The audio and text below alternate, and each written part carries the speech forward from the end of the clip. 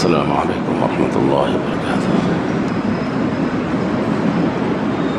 الحمد للہ رب العالمین والعاقبۃ للمتقین والصلاة والسلام علی سید الانبیاء والمرسلین، اما بعد فقد قال اللہ عز وجل اعوذ باللہ من الشیطان الرجیم بسم اللہ الرحمن الرحیم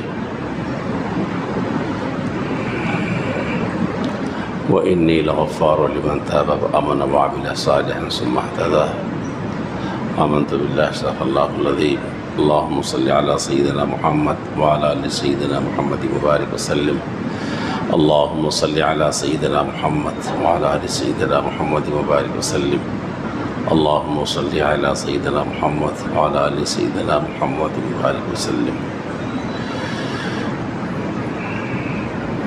محترم حاضرین کرام،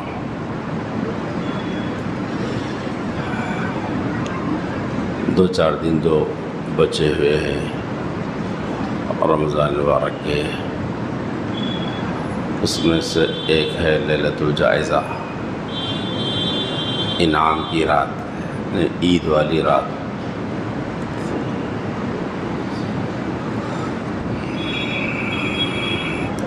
اس دن اللہ پاک انعام سے نوازتے ہیں۔ اس دن اس رات میں مسجدوں سے جڑے رہیے، دعاؤں کا اہتمام کیجیے اس دن، اس رات میں، اور اس رات میں حسب معمول جیسے روز سحری مڑتے تھے اس دن بھی اٹھیے، اور اس دن تہجد کا اہتمام کر کے دعا کا اہتمام کیجیے کہ اللہ پاک کا وہ انعام جو اللہ پاک لاکھوں لوگوں کو، روزہ داروں کو دے رہے ہیں، وہ انعام ہم کو بھی مل جائے، اس کا اہتمام کیجیے۔ خاص طور پہ عام طور پہ دیکھنے میں آتا ہے کہ چاند رات کے ساتھ ہی لوگ نکل جاتے ہیں، بس اب عید سے پہلے عید کا سماع، عید کا منظر شروع ہو جاتا ہے، اب بازاروں میں، ہوٹلوں میں غفلتوں کا شکار ہو جاتے ہیں۔ ایسا نہ ہونا چاہیے۔ ضروریات اپنی جگہ پر ہے، لیکن اس رات کی اپنی اہمیت اپنی جگہ پر ہے۔ اس رات کا اہتمام کیجیے، لیلۃ الجائزہ کا۔ اس دن مغرب کی نماز بھی باجماعت ہو، عشاء کی نماز بھی باجماعت ہو، فجر کی نماز بھی باجماعت ہو، اور تہجد کا اہتمام ہو، اور راتوں میں رونا دھونا ہو رات میں۔ اور ایک بات، صدقہ فطر، عید کے دن صدقہ فطر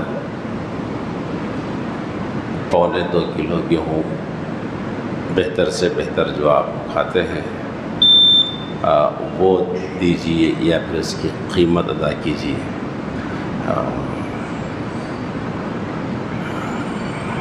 غریب کو، مسکین کو، اور یہ صدقہ فطر آج بھی دے سکتے ہیں، کل بھی دے سکتے ہیں، چھوٹے اور بڑے، مرد اور عورت، سب کی طرف سے ہی۔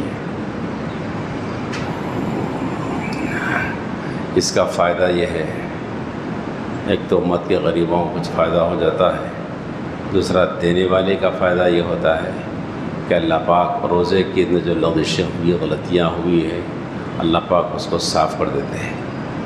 طہرا للصیام کہا گیا، روزے کی صفائی کا ذریعہ ہے۔ تو یہ ہمارا اپنا ذاتی فائدہ ہے روزوں کے سلسلے میں، اس کا اہتمام کیجیے۔ اگر عید کی نماز تک بھی نہ دیے تو عید کی نماز کے بعد بھی دینا ہوگا صدقہ فطر۔ اور ایک بات، عید کا دن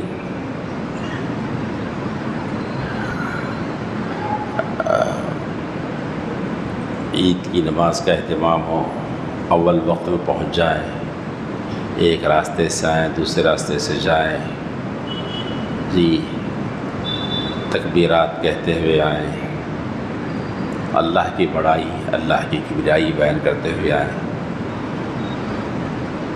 اور دوستو، اس دن گناہوں میں ملوث مت ہو جائیے، برائیوں میں ملوث مت ہو جائے، خدا کے واسطے۔ اللہ کے نے خوشی کا دن دیا ہے، جائز حدود میں رہ کر خوشیاں منائیے۔ ناجائز حدود میں مت جائیے خدا کے واسطے، اللہ کو ناراض مت کیجیے۔ اور بعض صوفیہ نے بڑی اچھی بات کہی، عید یعنی خوشی کا دن تو ایک مومن کے لیے وہ ہوتا ہے جس دن اس سے کوئی گناہ نہ ہو، وہ دن اس کے عید کا دن ہوتا ہے۔ جس دن اس نے اپنے پروردگار کو ناراض کیے بغیر گزار لیا، وہ دن اس کا عید کا دن ہے، حقیقی معنوں میں عید، خوشی کی بات ہے۔ اسی طرح وہ دن بھی عید کا دن ہے جس دن بندے کی موت ایمان کی حالت میں ہو جائے تو وہ اس دن کی عید ہے، وہ ایمان کی حالت میں دنیا سے چلا جائے تو وہ اس کی عید ہے۔ اسی طرح وہ دن بھی عید ہے صحیح معنوں میں جس دن یہ پل صراط سے گزر جائے، امن و عافیت کے ساتھ گزر جائے، جہنم میں گر نہ جائے، عید کا دن ہے بندے کے لیے۔ اسی طرح وہ دن بھی عید کا دن ہے جس دن نام اعمال اس کے سیدھے ہاتھ میں تھما دیا جائے، سمجھو وہ اس کا اپنا عید کا دن ہے۔ دو ہوں گے نا، ایک بائیں ہاتھ میں دیے جائیں گے نام اعمال بروں کے، اور سچوں کے لیے سیدھے ہاتھ میں دیے جائے گے نام اعمال۔ اگر سیدھے ہاتھ میں نام اعمال تھما دیا گیا تو پھر بہت زبردست خوشی کا دن، وہ عید کا دن ہے ایمان والے کے لیے۔ تو ساتھیوں، عید کے دن اس کا اہتمام کیجیے کہ گناہ کا صدور نہ ہو ہمارا، خوشیاں حدود اور شریعت کے دائرے میں رہ کر خوشیاں منائیں۔ اور ایک بات،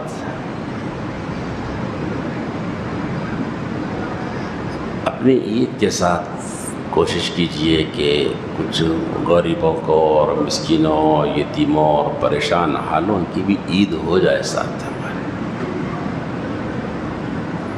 کہنے والوں نے کہا عید تو اس کی عید ہے جس کی عید کے ساتھ 100 غریبوں کی عید ہوتی ہے۔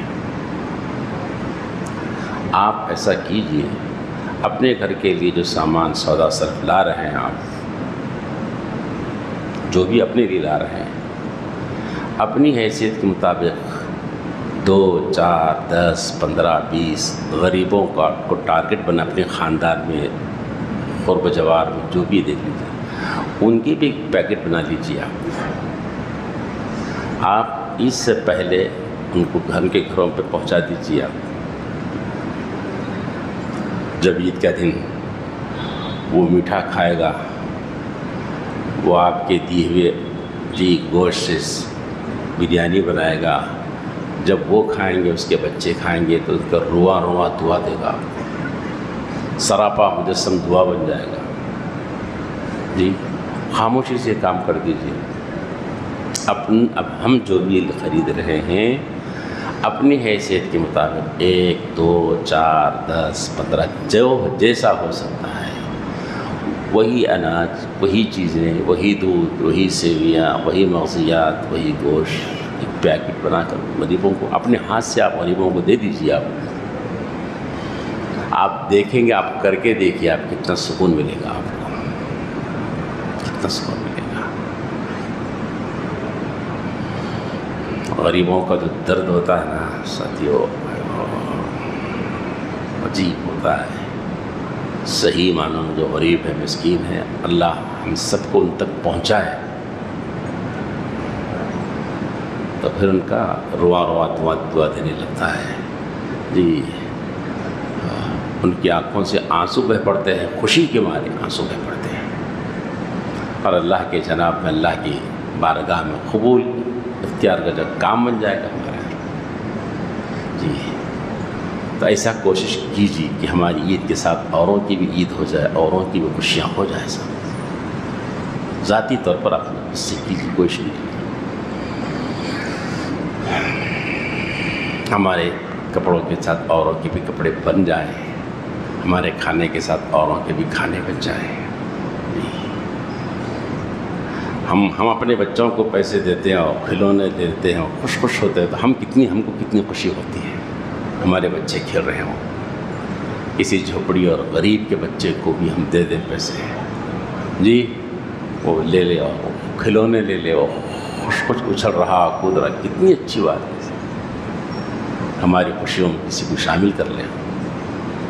ساتھیوں، یہ مختصر عمل دکھ رہا ہے لیکن بہت کارآمد، بہت فائدہ، ہماری دنیا کے لیے بھی ہماری آخرت کے لیے بھی بہت فائدہ مند ہے۔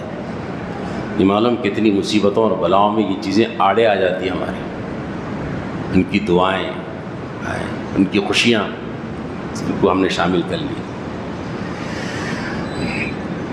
اور ایک بات ساتھیوں، عید کے بعد روزوں کا بھی اہتمام کیجیے۔ شوال کے روزے، اس کی بڑی اہمیت ہے، آپ لگاتار رکھیے فوراً بعد، یا کبھی ایک، کبھی 2 چھوڑ کے پھر ایک، کبھی 4 چھوڑ کے پھر ایک، 5 چھوڑ کے پھر ایک، ایسا یہ آپ دیتے ہوئے بھی آپ روزہ رکھ سکتے ہیں۔ آپ 6 روزے رکھیے، اس کی بڑی فضیلت ہے۔ رسول اللہ صلی اللہ علیہ وسلم نے فرمایا من صام رمضان ثم اتبعه 6 من شوال کان کصیام الدہر، جس نے رمضان مبارک کے روزے رکھے پھر اس کے بعد میں 6 روزے بھی ملا لیے تو ایسا ہے جیسے کہ پورے سال کے اس نے روزے رکھے۔ مختصر سا عمل ہے، کتنا بڑا پورے سال کے روزوں کا ثواب ہے۔ 6 روزوں کا اہتمام کیجیے، آسانی سے ہو جاتے ہیں روزے، مسئلہ بھی ہے، مگر فضیلت بڑی ہے اس کی۔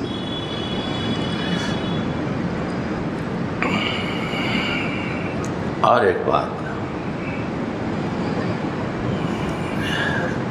دعاؤں کا خوب اہتمام کیجیے ساتھیوں، دعاؤں کا خوب اہتمام کیجیے، ابھی سے دعاؤں کا اہتمام کیجیے۔ بہت کارآمد چیز ہے صاحب، بہت کارآمد چیز ہے۔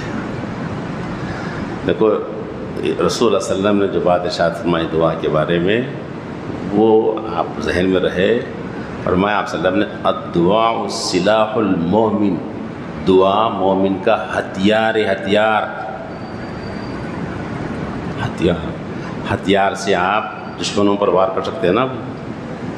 آپ کو جو مارنے آ رہا ہے، آپ کے لیے جو خطرہ بنا ہوا ہے، آپ کے پاس اگر ہتھیار ہے تو مار سکتے ہیں نا، اس کو ختم کر سکتے ہیں نا اپنی حفاظت کے لیے۔ ہتھیار ہے دعا، سب کاموں کے لیے ہتھیار ہے، سب کے لیے ہتھیار ہے۔ کوئی مسئلہ پیش آ جائے، ہاتھ اٹھا دو، ہاتھ اٹھا دو اللہ کے دربار میں۔ گھر کا، باہر کا، اپنوں کا، غیروں کا، شادی کا، تجارت کا، نوکری کا، زمینی سطح کا، حکومتی سطح کا، جو بھی مسئلہ ہو آپ ہاتھ اٹھا لیجیے۔ دیکھو اس کی طاقت کیا ہے، آپ مانگو۔ آپ بہت بڑی طاقت ہے صاحب، یہ بہت بڑی طاقت ہے۔ خوب اہتمام کیجیے۔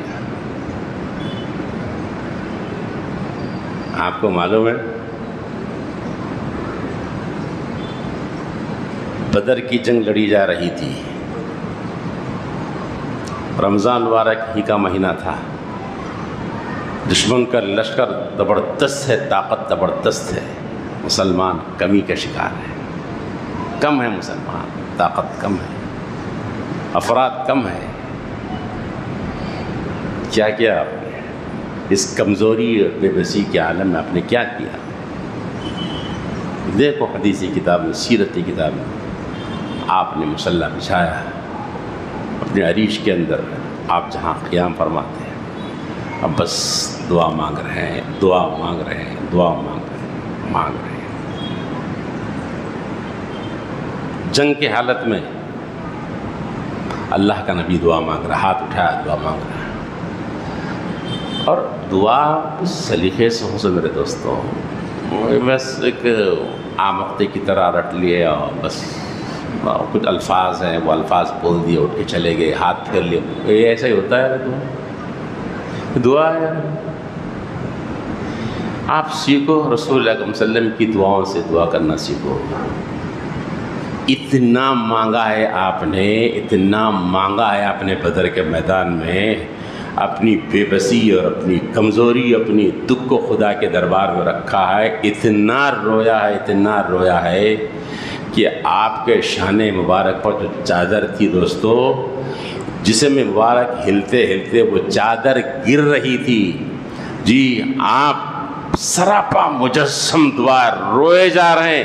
رحمت دو عالم محمد الرسول اللہ صلی اللہ علیہ وسلم، محبوب دو عالم صلی اللہ علیہ وسلم، محبوب رب العالمین اپنی بپتی سنا رہے ہیں، اپنی کہانی، اپنی بے مائگی خدا کے سامنے رکھ رہے ہیں. اور کیا فرمایا آپ نے اس وقت میں؟ اے اللہ، اگر آج یہ جماعت ختم ہو جائے پھر قیامت تک روئے زمین پر آپ کی بات کرنے والا کوئی نہیں ہوگا. بے بسی ہے، لاچارگی کو آپ نے اپنے اللہ کے سامنے رکھا. مالک سن لو آج، مالک آج سن لو، مالک سن لو آج یہ جماعت ختم ہو جائے تو کرے زمین پر پھر آپ کی بات کرنے والا نہیں ہوگا. مالک لا تعبد فی الارض، آپ مانگے. حتیٰ کہ صدیق اکبر رضی اللہ تعالیٰ عنہ کو رحم آیا، آپ نے آپ کے شان پار کو پکڑ لیا کر، حسبک یا رسول اللہ، اللہ کیسے بس کر، بس کرو یا رسول اللہ. فقط اللہ تعالیٰ بہت الہ وزاری کی آپ کتنے پرور، بس اللہ کیسے بس رک جاؤ نا، رک جائیے بس. انشاءاللہ اب یہ دعائیں رائگاں نہ جائے گی، یہ دعائیں رائگاں نہیں. بس ہم نے مانگا ہے کبھی کہ ہماری دعاؤں پر ہمارے بچوں کو ترس آیا ہو، ہماری دعاؤں پر ہماری گھر کی خاتون کو ترس آ گیا ہو. کیا ہو رہا، کیوں اتنا رو رہے ہیں؟ کبھی ایسا ہوا ہے؟ ایک عام نقطہ ہے، رٹے الفاظ سر دعا ہے. آپ طائف کے میدان میں بھی دیکھیں گے رسول وسلم کو دشمن کی طرف سے الغار ہوئی، پتھر برسائے جا رہے ہیں. جی آپ بیٹھے ہیں، آپ ہاتھ اٹھا لیا، بے بسی ہے، کمزوری ہے، لاچارگی، ہاتھ اٹھا لیا. اللہ الیک اشکو ضعف قوتی وقلۃ حیلتی، آپ مانگے جا رہے ہیں. ارے میرے دوستو، دعا بہت بڑا ہتھیار ہے جی. یہ دعائیں چھوڑ گئی ہمارے پاس، ختم ہوگی دعائیں ہمارے پاس. ہماری دعاؤں سے پہلے وقت کے بادشاہ ڈرتے تھے. یہ اگر ہاتھ اٹھا گا تو مسئلہ کچھ بھی، ہم کسی مسئلے پہ دعا ہی نہ کریں. دعا کا اہتمام کو، شادیوں کا، بچوں کا مسئلہ، کاروبار کا، بچوں کا، صحت کا، کچھ بھی ہو، بس ہاتھ اٹھا دیا. ہاں، اور دیکھو، اللہ کو دعا مانگنے والے سے خوشی ہوتی ہے، نہ مانگنے والے سے ناراضگی ہوتی ہے. اور دعا خود ایک عبادت ہے، اور دعا وہ خود عبادت ہے. دوست، دعا تہیا کر کے اٹھو. ہم ہمیشہ اپنے مسئلے کو اپنے رب کے سامنے پیش کریں گے، اور اللہ کے ہمیشہ موت تک بھکاری بنے رہیں گے.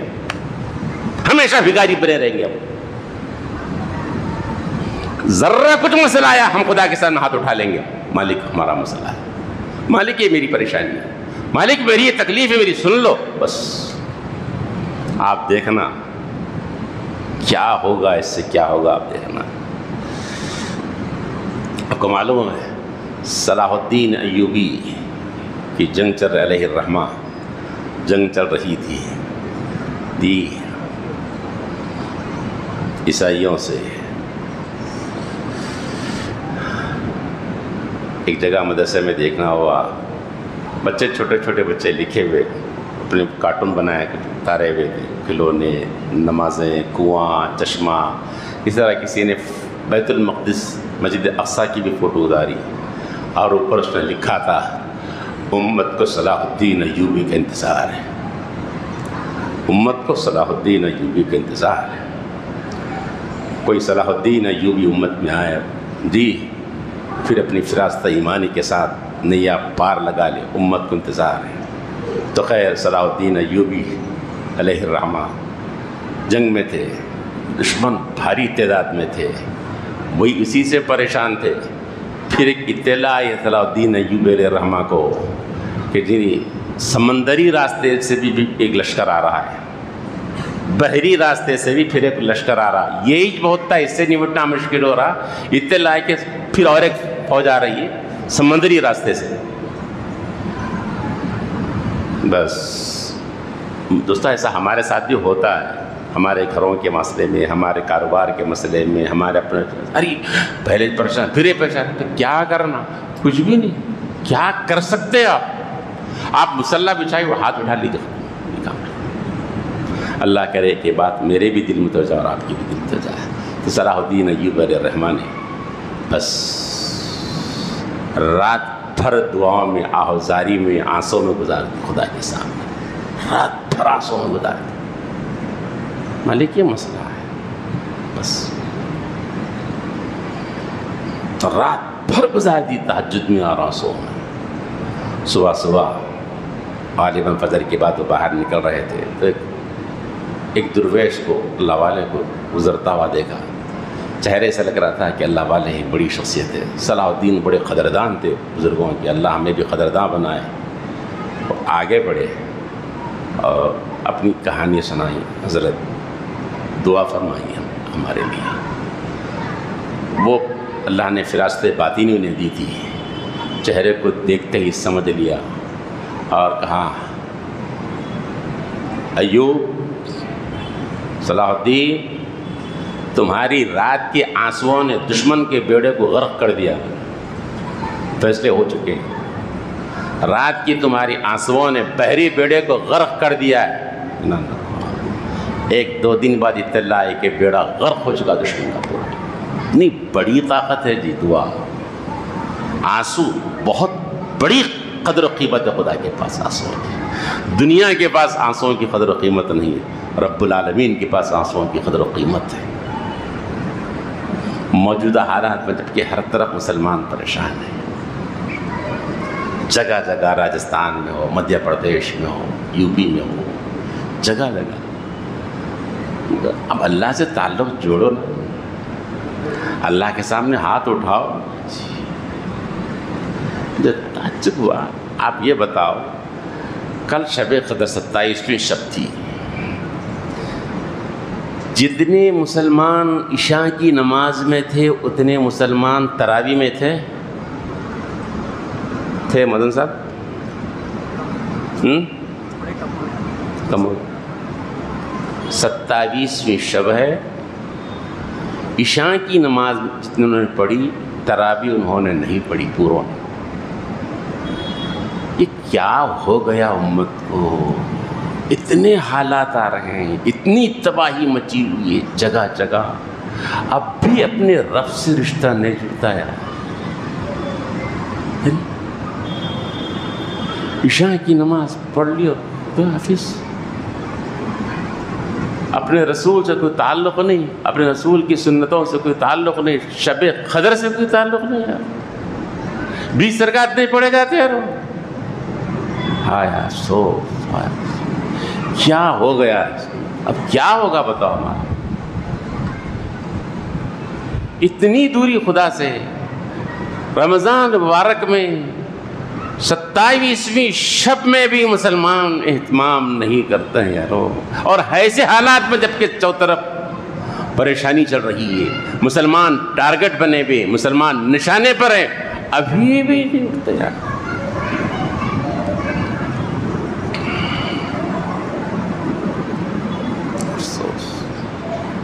دوستو یہ بہت بڑی تنزلی ہے ہماری، بہت بڑی گراوٹ ہے۔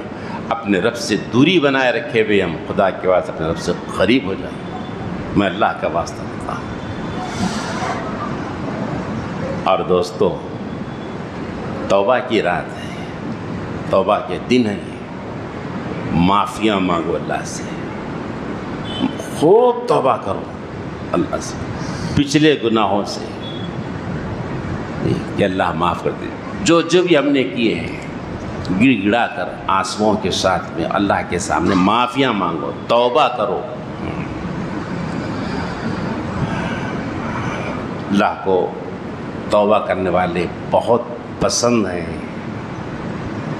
بہت پسند ہیں توبہ کرنے والے، مانگنے والے اللہ کو بہت پسند ہیں۔ تو اپنے کتنے گناہ ہم سے ہوئے ہیں، غلطیاں ہوئی، ان غلطیوں کو یاد کرو. اپنے رب سینکڑوں ایسے گناہ ہیں دنیا کی آنکھوں پر پردہ ہے لیکن ہم کو معلوم ہے گناہ. اللہ کے سامنے پیش کرو اور توبہ کرو، معافی مانگو. رب بڑے کریم ہے، رب بڑے رحیم ہے، رب بڑے غفور ہیں اور رب بڑے غفار ہیں. احساس ندامت ہو، گناہوں کا احساس ہے کہ ہم سے غلطیاں ہوئی ہیں، مالک آپ معاف کر دو، معاف کر دو. لغزشوں کو، بھول کو، خطاؤں کو معاف کر دو. اللہ سے معافی مانگو، توبہ کرو. توبہ کیا ہے؟ احساس ندامت ہے اللہ کے سامنے، میں غلطی ہوئی، آپ معاف کر دو بس. کتنا پسند ہے اللہ کو توبہ، کتنی پسند ہے، اور توبہ سے کیا مقام ملتا ہے. قرآن مجید میں اللہ نے فرمایا ان اللہ یحب التوابین، اللہ تعالیٰ توبہ کرنے والوں کو پسند کرتے ہیں. کتنا بڑا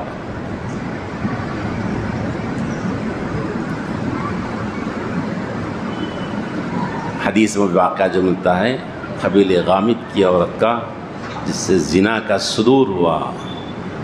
جی وہ آئے اللہ کے وسلم کے پاس، اپنی غلطی کی شکایت کی، مجھے سزا دیجیے. خیر پتھر برسانے کا حکم دیا گیا کہ سنسار کا جو شریعت کا حکم ہے سنسار کرنے حکم دیا، پتھر برسائے جا رہے تھے. جی اور آپ نے فرمایا کہ جب سنسار کر دو تو موت ہو جائے تو اس کی جنازہ پڑی جائے. ہوئی غلطی لیکن کتنا حساس، کیسا سنجیدگی سے لے کے غسل کر، ویسے غلطی ہو گئی. ہم سے کتنے گناہ اور کتنی غیبتیں ہو رہی، کتنی چغلیاں ہو رہی، کتنا حرام کا کھائے، کتنوں کا دل ہم نے دکھایا. ارے اور تو اور ہم نے اپنی ماں کا بھی دل دکھایا، اپنی باپ کا بھی دل دکھایا، جی اپنے گھر والیوں کا بھی دل دکھایا، اور نہیں معلوم کتنے اللہ والوں کو ہم نے دل دکھایا. ہم کو کچھ پتہ ہی نہیں، کوئی ندامت ہی نہیں، احساس ہی نہیں کہ غلطیاں ہم میرے سے ہوئی ہیں. معافی مانگ لیں اللہ سے، اور ان لوگوں سے معافی مانگ رہے ہیں. آئے اور سنسار کا نام تو غالباً ابن خطاب رضی اللہ تعالیٰ نے کہا یا رسول اللہ اس کی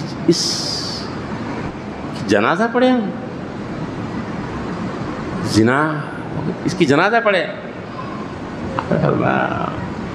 اس سے بہتر توبہ عمر تم نے کسی کی دیکھی ہے؟ تم نے جس نے اپنے آپ کو اپنے پروردگار کے حوالے کر دیا، اپنی جان کا نذرانہ پیش کیا.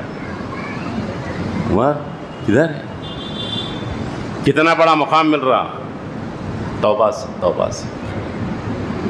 اور دوسری روایت میں آتا ہے جب پتھر برسایا جا رہا ہے خاتون پر تو غالباً خالد بن ولید رضی اللہ تعالیٰ عنہ کے چہرے پر خون کی چھینٹ اڑ کر آئی. آپ نے کچھ برا کہا خالد بن ولید رضی اللہ تعالیٰ اس عورت کے بارے میں کہ کیا سکون کا چکا. وہ وسلم نے بلایا محلن یا خالد رکو مت بولو.